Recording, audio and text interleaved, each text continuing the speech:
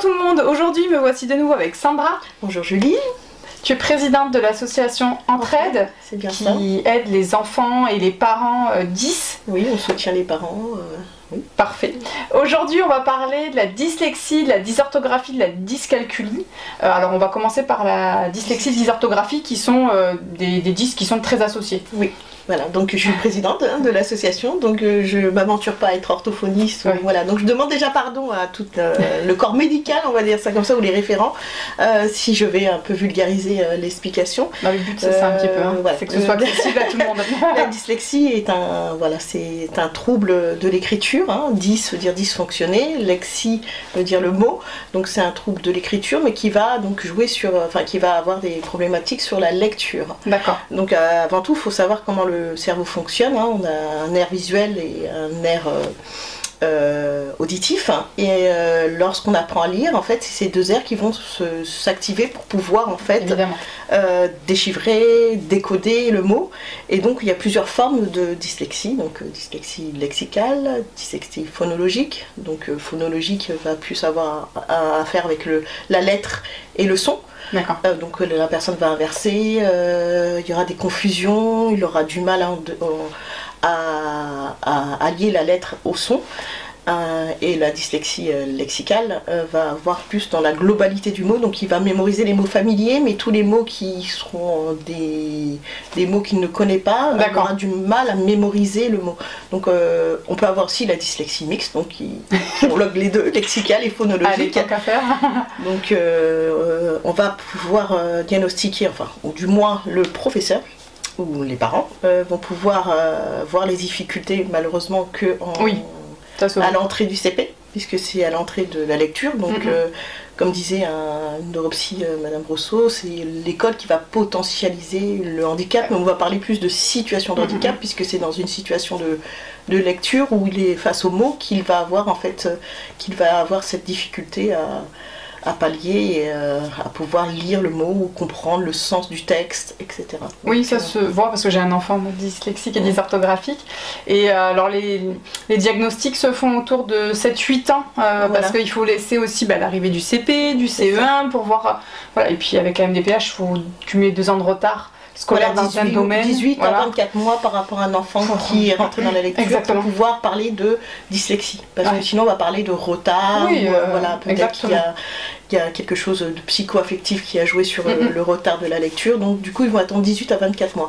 Donc le médecin référent sera l'orthophoniste, bien sûr, mais pour pouvoir vraiment diagnostiquer la totalité, parce qu'il y a, chez les dyslexies, ça peut être divers, l'intensité, la sévérité peut être différente, il y a un myriade de visages dyslexiques, donc du coup on va avoir un bilan pluridisciplinaire avec un neuropsy, ergothérapeute, psychomote aussi. Psychomote, oui, et orthoptique aussi. Et éventuellement, j'ai entendu l'ostéopathe pour la posture. Oui, la posture. Moi, j'ai fait beaucoup d'ostéopathie pour mon enfant parce que il y avait des tensions au niveau du poignet, au niveau de l'épaule. Donc en fait, passer toujours par le corps, masser les enfants. Et puis, c'est des enfants aussi qui ont une mauvaise estime d'eux-mêmes, pour tous les 10 évidemment. Parce qu'ils sont en décalage avec le reste de la classe, donc il y a tout un travail à refaire dans le corps et dans la psyché. C'est un travail de longue haleine pour les parents, puisqu'il faut un accompagnement. Je les encourage quand même dès la petite enfance, même s'il n'y a pas encore de diagnostic, à vraiment valoriser l'enfant, à faire des jeux. Donc c'est des personnes qui seront beaucoup dans l'image, donc utiliser les pictogrammes, les jeux d'images, un peu stimuler les livres audio, lire beaucoup de livres, même si parce que lire c'est aussi écouter. Il va mémoriser les mots, parce qu'en fait ça va l'handicaper aussi dans la vie au quotidien, hein. S'il va prendre le métro, la lettre qui va traverser, le PQ, quelle ligne, etc.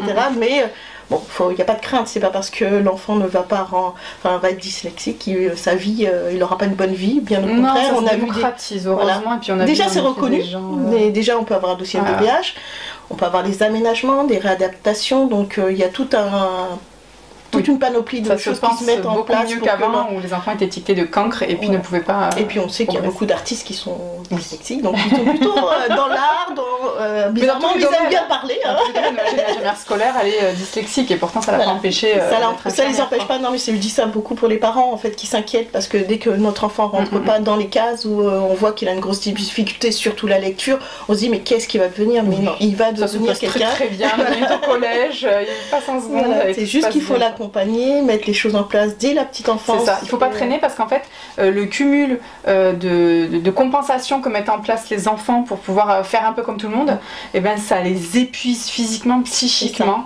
Et c'est ce que je vois, ce décalage-là. Le mien, quand il a 1 heure de devoir, et ben en fait l'énergie demandée ne correspond pas à 1 heure d'un enfant lambda, on va dire. Oui, donc il y a le tiers devoir, il y a plein de choses. Il y a l'ordinateur, il y a le ESH, et puis bon, c'est vrai qu'à la maison, utiliser plutôt des choses ludiques plutôt que le remettre en situation scolaire. Mais c'est vrai que les enfants sont la grande fatigabilité, la lenteur, on voit bien, voilà, c'est quelque chose, qui se répète dans tous les 10, et donc il faut que les parents soient aussi conscients de ça pour pouvoir, à un certain moment, le diagnostic aide énormément parce qu'on se dit il fait pas exprès, on pense tout le temps que les enfants font exprès de tout.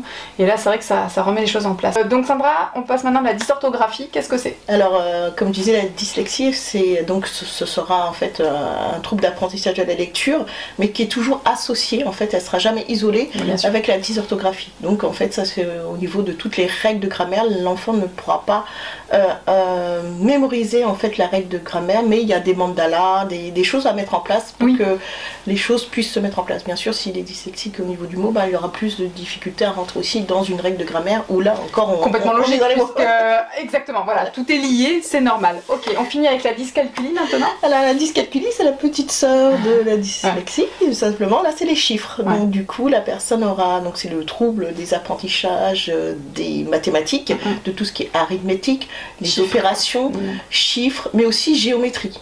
Oui, dans l'espace. Tout ce qui est dans l'espace, etc. Donc l'enfant aura du mal à visualiser un chiffre, à faire une opération, enfin ça n'a pas de sens. Voilà, La structure, quand on a ligne, machin, c'est... plus 1, c'est tout ce qui est opération. Alors bien sûr, il y a différentes formes de sévérité, comme dans tous les 10, différents visages de dyscalculie. Donc il y a des choses qui vont être mises en place, il y a des référents orthophonistes, mais avec des tests logico-mathématiques qui pourront diagnostiquer et après mettre en place pour que l'enfant puisse compenser sa difficulté et pouvoir progresser au fur et à mesure. Bien sûr, on adapte en fonction du 10, tout est mis en place, tout est pensé.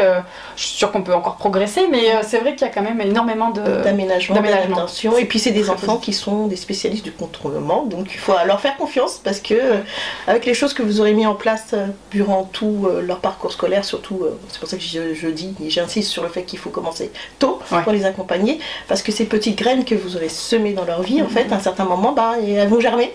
Ils vont faire des choses incroyables. C'est incroyable. Le contournement, c'est exactement ça. Moi j'ai été Ils ont un énorme potentiel et je pense que les parents doivent jouer plus sur leurs ressources que leurs difficultés. Exactement. Et vraiment le travail que j'ai remarqué qui est important en fait au niveau des parents, bien sûr on devient des spécialistes de tout parce qu'il faut les accompagner, donc il faut avoir les mots, les termes pour les expliquer lors des éducatifs, lorsqu'il faudra défendre leurs droits, mais c'est aussi essayer de trouver leur potentiel, leur talent et pouvoir développer ce potentiel de talent parce que c'est sur ça qu'ils vont se baser plus tard et qu'ils vont pouvoir prendre leur direction, quel que soit en fait leur talent et leur potentiel. Parfait, merci pour... Et on est des êtres exceptionnels aussi. Oui, on est exceptionnels, alors autant le dire aussi à nos enfants. Parfait, je te remercie beaucoup Sandra. Merci à vous de nous avoir écoutés, on vous dit à bientôt. À bientôt. Au revoir. Au revoir.